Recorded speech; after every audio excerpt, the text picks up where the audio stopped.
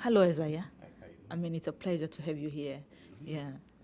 Thank you so much. I mean, for taking your time out of your tight schedule of teaching people about Bitcoin and all stuff, for you to come and have a chat with us. You know, we are trying to enlighten people on Bitcoin and blockchain. We are trying to empower people, especially, the minority group, the black people, the black person, and on blockchain and stuff. What is it that drew you as one of the people that are running the crypto gentlemen? What drew you to make you to come to this conference and spend all this time here? We always see people come to the conference and then they leave way before even the conference finish, and you are still here, and it means it's something to you. What made you to like? Yeah. Well, what drew me here was Sinclair, of course. He was the first black person I ever saw using Bitcoin. So anything he was willing to put together. We actually talked about this like a year ago. I'm there. I told him, I said, it doesn't matter where it's at, I'm coming. If it's in Africa, I'm coming. It doesn't matter. But one of the biggest reasons I've stayed and saw a lot of the presentations, to me, is nobody knows everything.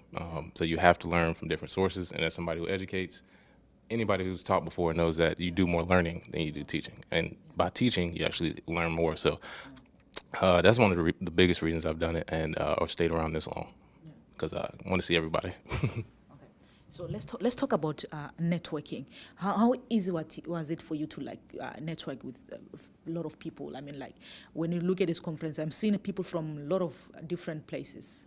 And some from here, the U.S., different states in the U.S., in Africa, some from the Caribbean.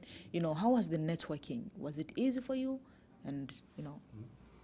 Well, it's been pretty easy, but there's some hurdles to get through as far as knowing other people's culture and where they're from and the way that they operate their business in different places. But it has been enlightening because a lot of the thought process that you have about how things work, they always change whenever you actually meet people. They'll tell you, hey, this is how something actually goes. You may see this somewhere else, but this is actually how it's done. So networking here has been great because I've actually got down to the nitty gritty of exactly how things work in certain spaces. So even if they're from another country, that's definitely been helpful being here and being able to network. Maybe the last question that I have for you it goes back to the issue of culture. You're talking about we are different, and even the way we operate our businesses is different. How can business, I mean, not businesses, how can the Black Blockchains conference or the summits, help, combine all these cultures to make the understanding of blockchain easy for people from different cultures? I always believe that culture has a way of affecting the way you understand things. So how can blockchain conferences or summits be able to address the issues of culture and all that? Well, summits or in general, I would say the best way we can establish it with different cultures is to introduce Bitcoin and blockchain courses at colleges, because the most diverse places where people are for a long period of time are colleges.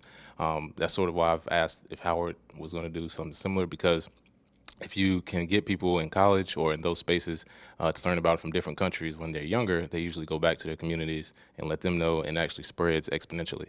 At conferences like this, it's great to have people of all ages, because when they go back to their spaces, they explain it there as well. So that, I think that's essentially how we can get the word out about Bitcoin and blockchain a little bit faster, and basically take it mainstream. Thank you very much for your time. I mean, we'll meet again next, and I would love to see more of what you do. I mean, been publicized on social media, and people like the leader I've just interviewed, what's her name, Deirdre? Yes, I would love to see the work that you guys do also, being put out there for people, because you are doing quite a good job. Thank you very much.